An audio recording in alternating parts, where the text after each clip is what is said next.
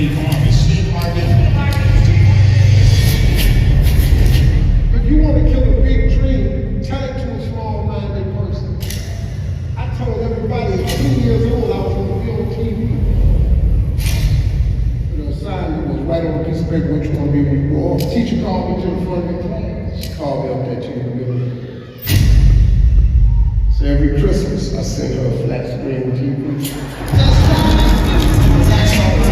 Everything starts with a dream. Nothing launches without a dream. Everything we're going through is preparing you for what you ask God for. What happens out there is not my concern. And even though I did not understand or appreciate the route He took me on the highway, it was the route I had to go. See, the route you're on right now is the route you got to take. And it's wherever you need to go. Celebrities talk about their movie. Have you ever seen something like this for financial literacy? Well, I'm going to be honest with you. I didn't know that we would ever get to this. You know, I had hoped. You know, we'll pay a lot of money for entertainment. We'll pay top dollar to see our favorite artists. But when it comes to investing in yourself, back in the day, it just didn't happen like this. This is an amazing thing to see. 12,000 people. You know, who are trying to invest in themselves. And the other impressive thing about it is so many young people. You know, it's a lot of young people in here, man. And that's a great testament as to where we're headed as a people and what you two brothers have accomplished in a very, very short period of time. You feel the void that was so needed. There was such a thirst for what you had. Because young people need information. They need information, man. And that's what you all have managed to do. So we're about to have a powerful conversation. But once again, before we start, I don't want to have to take any media credentials. Anybody that's in the media, I need you to take a knee. You can't block the front row. I ask you nicely, next time we're just going to take your media credentials, please. Take your producer credits, I want hosting credits, and I want my contract drawn up every single time ABC get a check, I get the same check. I don't want the other check. Well, Steve, you're going to get paid for hosting and executive producing, and you're going to get your IP check and creative man. I'm going to get all that. I got that. But when y'all get that advertising dollars, whatever check you cut to yourself, you got to cut that check, same check to me. Well, Steve, that's 50-50. I don't know how you're going to look at it. I'm pretty sure. But we don't put it on paper. Do you know, I did a whole season still with no contract. They just can't bring themselves to sign. But now the show is a hit. It's the #1 show on ABC for the night. So now, what you go? You can't walk away from the hit. So now, they just presented the contract last week to my lawyer. And so this is the first time after all of my years that I own something completely totally. And that's the one me and Lauren are going. Congratulations. Congratulations. What did you see in us, and why do you think that the value of collaborative efforts are important? Well, first of all, this generation of young people are probably our brightest collection of minds to come along since I've been alive. Now, I'm older than most people in here. You know, I'm 65, so I know, it's I mean, you can't believe it because the pimp just drips all the time. But you young people are the brightest generation to come along in my lifetime. If I don't invest in you, if I don't see you two, and be able to see something in you and invest, I'm doing a discredit to the future of us, especially people of color. It is important, man, that we take the time out to recognize the young people who are gifted and willing to put in the work. But then I gotta give credit to YouTube too, because as smart as you are as this younger generation, please don't discredit old people, because old people have something, man. Old people paid to get to a spot that you're trying to get to. See, you gotta remember something about old. Old is the goal. So while you sit up there and the people may not be as tech savvy as you, they still have something to bring to the table. And I think that joining together with young forces and then putting the old head in the mix, I mean, look, this is not just cause of me. You know, this is a collective effort of you and your team. But last year was 3,500 people. This year you got 12,000. You understand? Good numbers, man. I think honestly, you're a generational talent. I knew you from doing the Apollo. My son knows you, my daughter knows you from watching Family Feud. And so you've had trials and tribulations, but you've had success. When we look at this, obviously we had 4,500 people last year, we got 12,000 this year. People would see this like, obviously this is successful. From your viewpoint, from your illustrious career, what's the key to success though? How do we get it, how do we maintain it, how do we sustain it? Well, here's what happens. Because of Instagram now, and social media, you see these highlight reels of each other, and you see a person showing their best bag, their best shoe, their best pose, and it's usually on their best filter.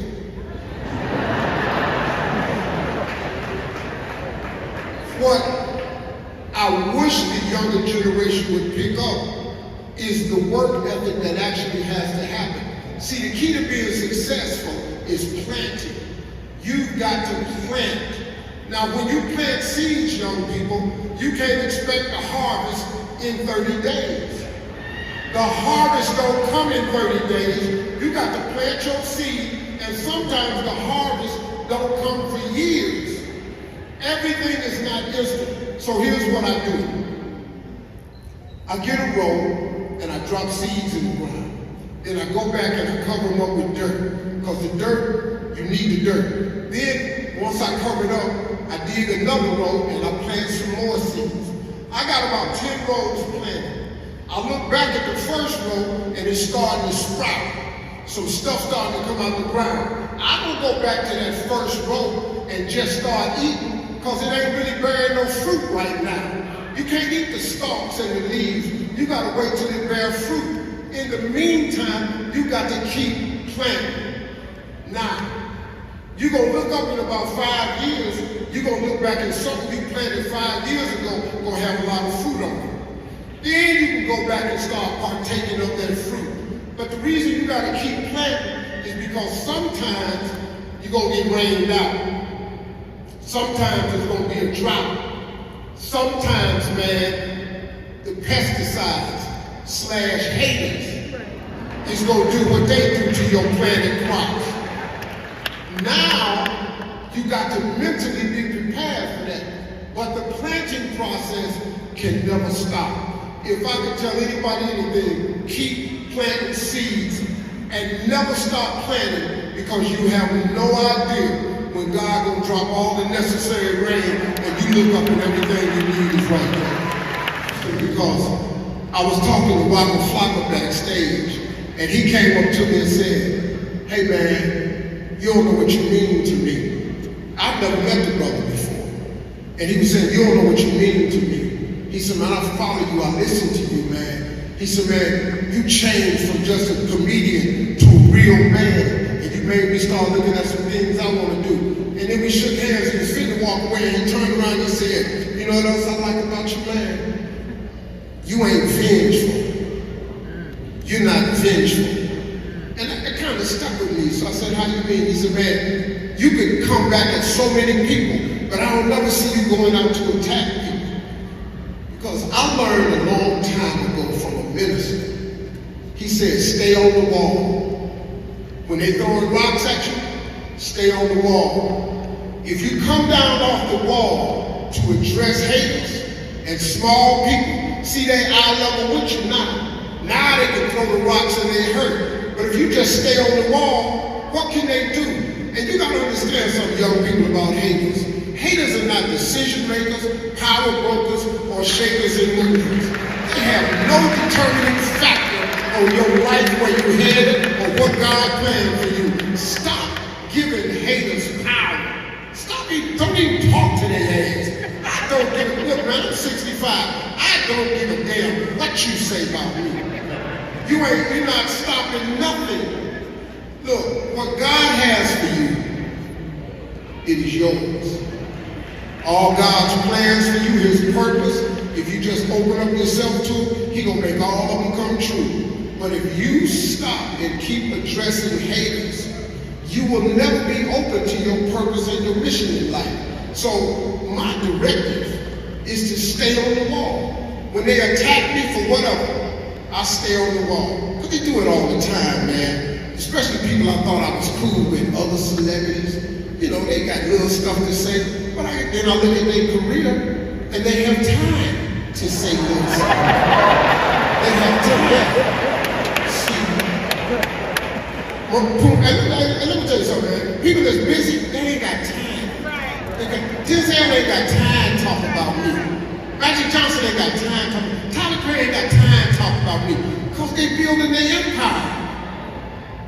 Man, let me tell you something, man. One time I was finna respond to something on the blog. Every failure is made for. Every misstep is made for. It is made for a lesson and a blessing. Them two things follow every single one of them, every single time. God don't send down rain without a return. When he sends down rain, flowers grow. Trees get bigger. You got to understand what the rain and the dirt is for. People get so angry when people start throwing dirt on them. Man, quit tripping. Dirt is fertilizer. If you ever want to be something, you're going to have to get some dirt on you. Because that dirt that smothers you, it teaches you how to push through. You ain't finna have no smooth life. You get that out your mind. It ain't finna be rosy for you. Nobody finna just come up to you and hand you no damn money. Right here, you feel like being a millionaire here. You gotta strike out to be successful. And when you strike out, you got to get ready for it to get real funky and real hard, because that's what's gonna happen. That's why it ain't for everybody. But that's why all these people sitting in here are so valuable. You've invested in learning some traits. And look, I can tell you a lot of stuff, but there is nothing more important than to master the mental aspect of success. I don't give a damn what degree you got. Degrees don't make money. People make money. Look, Bill Gates and Mark Zuckerberg ain't got a degree between the two of them. But they got more degrees working for them. You saw that little dude came out here 30 years old. He graduated magna cum laude in Mohawk. I ain't graduated from nothing. Yeah. He had a 4.0. He said, Mr. Harvey, what was your grade point in school? I said, I had a 4.0. He said, wow, you had a 4.0 in high school? I said, yeah, when you total all 3 years. Shit, I was struggling, man. But if you're in here, you're investing in yourself, that's the beginning of it, because you've got to get the mental together, man. This thing that's going on inside your head is the whole determining factor, man. Don't nothing else matter. I can tell you everything until you believe it. We wasting time. Okay. If you don't believe yourself can be rich, why don't you get up and go home? If you don't believe you can have 2 houses, just get up and go home. If you don't believe that you should have the life of your dreams, get up and go home. If you don't think God is real, get up and go home. I'll give you your money back. How much money? We're going to retract that statement. Because we're not giving no damn money back. Let's just be clear about that. My bad, dog. I forgot. I had invested. I'm sorry. Retract that from the course records. Actually build this whole concept that we know it is. You know, what I had to do the international rights to Family Feud. That way I can own something, but I can't own the Family Feud. But I was told by everybody, nobody shoots TV in Africa. It just won't work. They don't have the bandwidth, they don't have the capabilities, they don't have that Hollywood dust. And that's true. Nobody has the Hollywood dust like Hollywood. See, what you all got to understand, the majority of shows you see over here, these hit shows, they buy the format at the MIP conference. They bring it back to America, change the name of it, put that Hollywood dust on it, make it a hit, and then sell it back to them. Oh, these white folks, oh, they're incredible. It's the most amazing thing. You have to just cat for their ass. They buy it from them, fix it, dust it off, sprinkle it, and send it back to them, and then buy it. America Got Talent, man. All that voice, all that ain't from here. They bought that. But nobody does TV bigger than them. So they kept telling me they don't have it. Well, nobody does. But what they kept pushing was these African people, they can't make this set. They don't know enough about lighting. They don't have competent camera people. They are so 100% wrong. Them Africans got everything. They got everything. They got the bandwidth, they got the talent, they got the grips, they know how to light. Let me tell you something, man. If you look at the Family Feud Africa clips, the set is colder than the clips I walk out on every day. The Africa set is better. They hard workers, they get it, man. It's just nobody believes it. Now you can go over there and you can make TV a lot more reasonable, but you're gonna have to come see me because I've created a company that ain't gonna let your ass go over there without seeing me. So in case you think you finna go over there and pimp the game, not gonna happen. I'm just kidding. You can go over there, but it still ain't gonna happen. No, man, but it took a year to figure it out. And then the second year became noticeably better. But we took a show that they said you cannot do and turn it into the #1 show in both countries, South Africa and Ghana. We only shot it in 2 countries as the #1 show. But Africa is a place, do you all understand something? See, they're keeping us away from each other. And COVID hit, and I was just about to do a deal with South African Air to bring African Americans, first of all, to Ghana, because you have to go see the slave castles. Every black person living should go to Ghana and see them slave castles, so you can see what they did to us. You got to see what they did to us.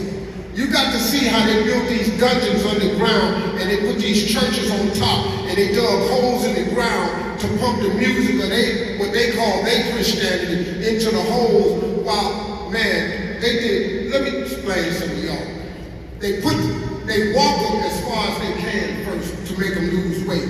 They put them in a room, then they cut a door, and after you've been in this room in 2 weeks, they walk you through this door. If you lose the right amount of weight, you fit through the door. If you don't fit through the door, you got to stay in this room right here. Then you're in this room for another week, they make you lose some more weight. Then you fit through another door. If you can't fit through the door, you ain't lost enough weight. You got to go through 4 doors like that before you go through the door of no return. And they steady sitting up there talking about Jesus. Jesus. Me and my wife, we wouldn't even go in their church. Not going in this hell-bound church. You sitting there talking about Jesus, and you'd have done this to us under this ground like this? Hey man, let me explain something to y'all. What was done to us is unthinkable. For us to be sitting here, alive and thriving, is a testament to the greatness of us as a people. We some bad people sitting here.